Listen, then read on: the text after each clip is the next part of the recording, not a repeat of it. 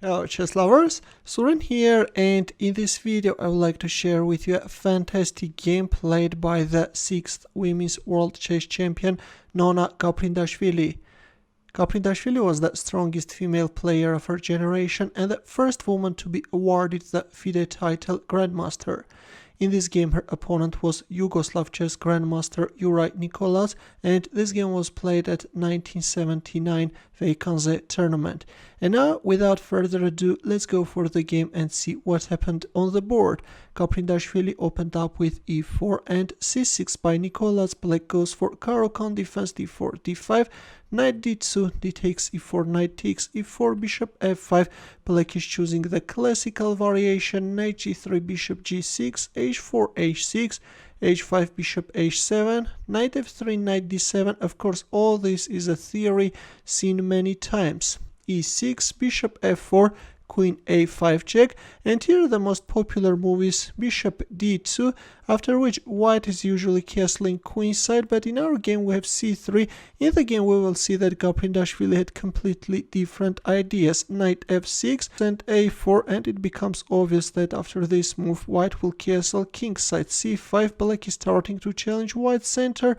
Meanwhile white castles kingside, rook c8, rook e1, c4, queen c2, bishop e7, knight e5, and black castles kingside. Well, instead of castling kingside, it was better first to capture on e5 and only then go for castling. The players have equal chances, but in our game we have castling kingside straight away. And after this devastating knight f5 move, black is starting to face serious problems. Look at this beautiful move. Black didn't dare to capture on f5 and protected his bishop by playing rook e8, but let's have a look. What if he takes f5, then after knight takes d7, knight takes d7, white can win that bishop on e7, and after queen d5 white can play rook e1. White has the total control over the e file, and yes, it's very difficult to play this position with the black pieces. There are a lot of problems to solve for black. That's why in our game after knight f5 we have rook e8, although it was better to protect the bishop with the queen, but in our game we have rook e8. After which Gaprindashvili found another brilliant move. You can pause the video and try to find her next moves. Ready?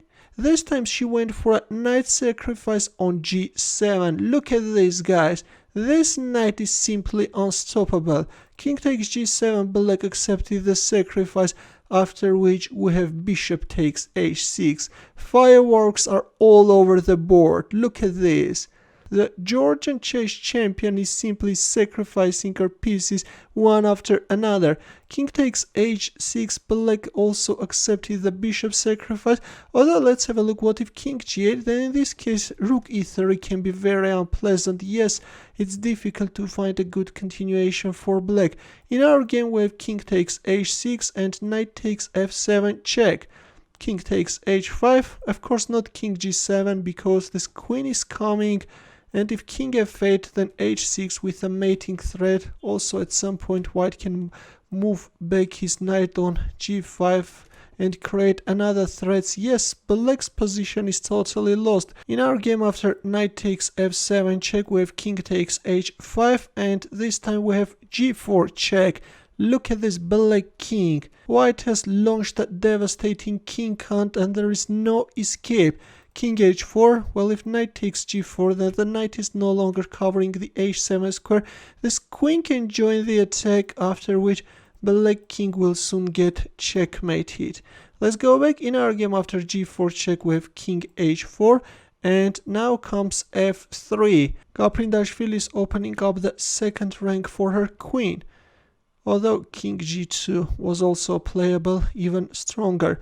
We have knight takes g4, a desperate attempt, but after rook e4, finally black resigned. By pinning the knight, white is now threatening queen h2 checkmate. And if we move like king h5, then simply rook takes g4. There are so many threats that there is no escape. That's why after rook e4. Finally we have a resignation. On the surface it looked like that the players have equal chances, but the knight f5 jump followed by knight takes g7 simply destroyed black's position, and decades later we can enjoy this beauty together. In the end, as usual, a chess puzzle for you. Please take a look at this position and try to find the winning line for black.